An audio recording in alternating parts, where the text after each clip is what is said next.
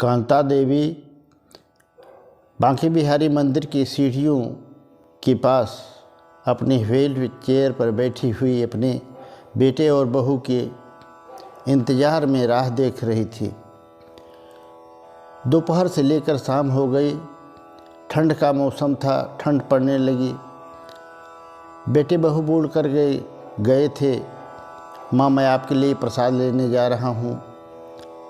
पर दोपहर से लेकर शाम हो गई, ठंड पड़ने लगी, कोई आया नहीं। कांपते कांपते हाथों से उन्होंने धीरे धीरे अपने व्हील चेयर को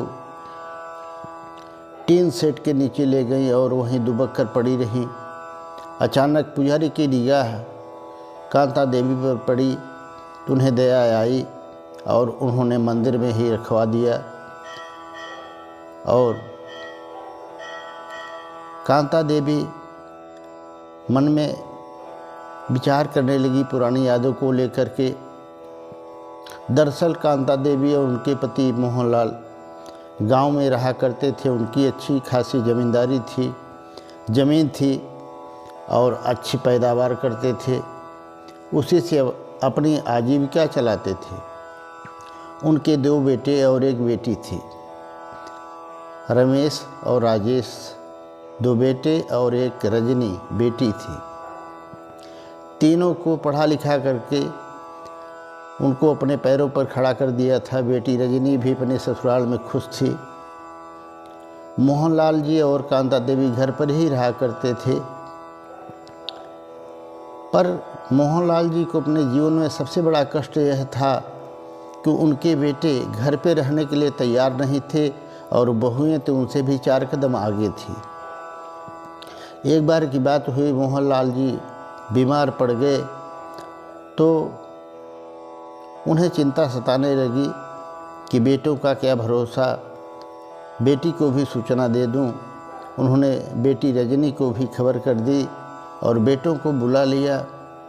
जब बेटे घर पर आए तो मोहनलाल जी बैठकर खाना खा रहे थे और आते ही उन बेटों ने राजेश ने कहा कि पिताजी आप तो अच्छे भले हैं, खासे हैं, ठीक ठाक हैं, खाना पीना बैठ के खा रहे हैं, अनार हम लोगों को ऐसे परेशान कर दिया, बुला लिया। और बहुएं भी मुंह बुना करके अपने पतियों को घूर रही थी। कांता देवी आकर के बोली, अरे तुम लोग कैसे बात कर रहे हो, अपने पिता से इस तरह से बात करनी चाहिए क्या? पर उन पर कोई फर्क नहीं पड़ा। तो उनके दोनों बेटों ने कहा कि पिताजी ऐसा करिए कि आपको अगर बीमारी ही है तो आप जो है ये घर और मकान, ज़मीन जायदाद जो है इसका बंटवारा कर दीजिए और मकान को भी बेच दीजिए, हम लोगों के साथ शहर में रहिए। क्योंकि दोनों अपनी असमर्थता बता रहे थे कि हम लोग शहर में नौकरी करते हैं, बच्चे पढ़ते हैं और गांव में तो रह ही नहीं सकते, आपको वहाँ चलना पड़ेगा।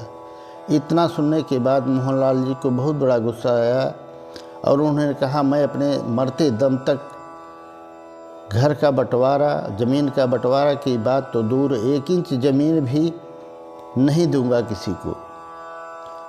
बहुत जिद किए और तब तक वो लोग अपनी बात पर अड़े रहे। तब तक रजनी आ गई और रजनी उनकी बेटी आकर के बोली, अरे भैया क्या बात हो रही है, घर में हंगामा क्यों मचा हुआ है, मुझे तो कुछ बताओ। तो रजनी ने सारा वृत्तांत सुना तो उसने कहा कि भैया देखो, आप लोग अगर असमर्थता जता रहे हैं तो पिताजी की बीमारी है और आप लोग ले जाना नहीं चाहते हैं इलाज, तो मैं अपने साथ ले जाऊंगी। अब वो दोनों तो यही चाहते थे और उनकी बहुएं भी यही चाहती थी। मन ही मन खुश हुए और बोले ठीक है, इलाज होना चाहिए, तुम ही ले जाओ। रजनी उन्हें अपने साथ ले गई। रास्ते में जाते समय मोहनलाल जी के मन में बड़ा संकोच हो रहा था कि दामाद जी क्या सोचेंगे। पर घर पे पहुंच के देखा तो मोहनलाल जी के लिए पहले से ही दामाद जी ने भोजन इत्यादि की व्यवस्था कर रखी थी और वहाँ जाने पर उन्हें बड़े प्रेम से बैठाया, खिलाया पिलाया। दूसरे दिन बताया कि पिताजी आप चिंता मत करिए, मुझे भी अपना ही बेटा समझिए। मैं आपको दिखाने के लिए, चेकअप कराने के लिए अपॉइंटमेंट ले लिया है और कल मैं आपको चेकअप कराऊंगा।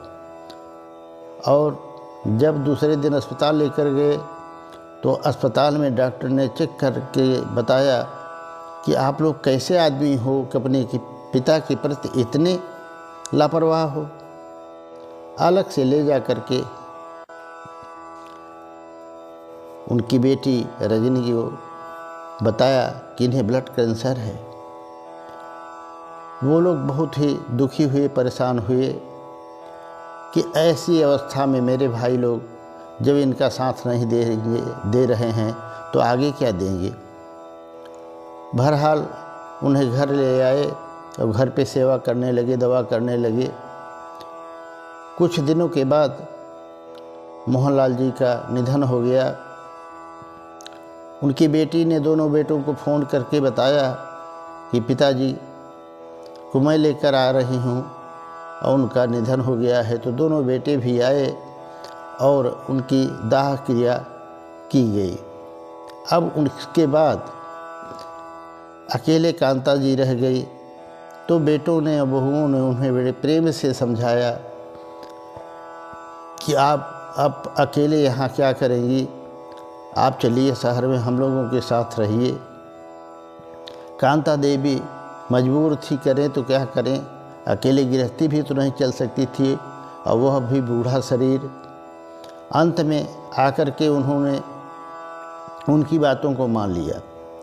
धीरे धीरे बच्चों को ये पता चला कि पिताजी अपने मरने से पहले एक वसीयत कर गए हैं जिनमें अपनी संपत्ति का तिहाई हिस्सा रजनी के नाम कर गए हैं और बाकी का हिस्सा माताजी के नाम पर है।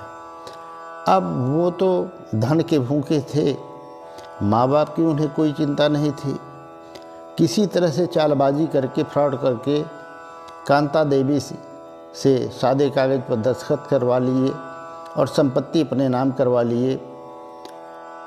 वे दोनों ये मन में सोच रहे थे कि एक तिहाई हिस्सा तो वैसे ही चला गया है, माता के पास जो बचा है कम से कम वह तो मिल जाए।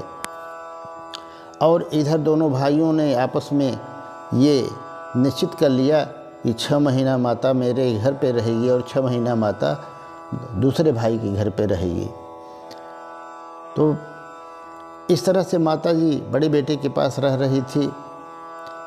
अब धीरे धीरे कुछ दिन के बाद जो है उसकी बहू बोलती है कि तुम तो चले जाते हो ड्यूटी पर, मैं अकेले परेशान हो जाती हूँ, सारा दिन काम करते करते। तुम्हारी माँ दिन भर खाट पर पड़ी रहती है, एक पाई का काम नहीं करती है, कुछ भी नहीं करती है।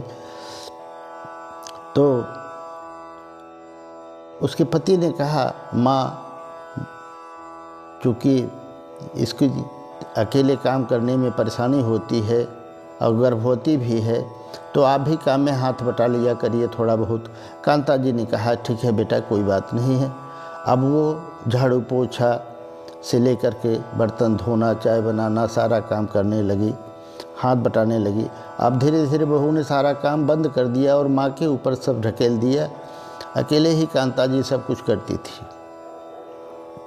एक दिन की बात हुई कि कांता जी ऊपर थी और नीचे से बहू ने बड़ी ज़ोरदार आवाज़ लगाई, क्या कर रही हैं माँ जी आप वहाँ खटर पटर, नीचे सारा काम बिखरा पड़ा है, आप क्यों नहीं आती। अब उनको तो जैसे हालत ख़राब हो गई, डर के मारे धीरे धीरे सीढ़ियाँ उतरने की कोशिश कर रही थी। अचानक पैर फिसल जाने के कारण वो लुढ़क करके ज़मीन पर गिर गई। अस्पताल ले जाने पर पता चला कि उनकी रीढ़ की हड्डियाँ टूट गई हैं और अब वे काफ़ी लंबा खर्च आएगा इलाज में, तभी ठीक हो सकती हैं। बच्चे माँ का इलाज नहीं करवाए, उसे बिना इलाज के ही घर पे ले आके रख दिए, व्हील चेयर पर बैठा दिया।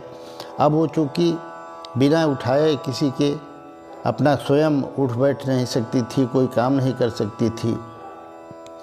ये बात सोच करके उसने दूसरे बेटे के यहाँ भेज दिया।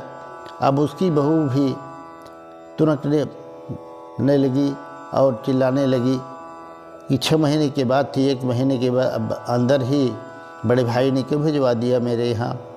तब उसने अपने पति से कहा कि देखो, मुझसे तो इन माता जी का सेवा भी नहीं कर सकती, इतनी मुझ में शक्ति नहीं है, और घर में पड़े पड़े इतना इनकी गंदगी हो गई है, पूरा घर गंदा हो गया है और दुर्गंध आ रही है। तो ऐसा क्यों नहीं करते कि वृंदावन दर्शन के बहाने इन्हें ले जा करके कहीं पे छोड़ दें। अब बेटा इतना बहू का गुलाम हो गया था दोनों को इस तरह से कि उन्हें शर्म भी नहीं आई, और वृंदावन ले जा कर के दर्शन के बहाने उन्हें वृंदावन छोड़ आए थे। वहाँ पर जब पुजारी जी ने कांता को अपने स्थान पर मंदिर में जगह दे दिया था, तो सुबह पुलिस और अखबार वालों को बुला करके सूचना दी और सारा वृत्तांत बताया कांता जी ने। उसके बाद उनकी बिटिया रजनी को भी फ़ोन किया गया और रजनी भी आई, और रजनी जब आई तो अपनी माँ को वहाँ मंदिर से उठा कर अपने घर ले गई।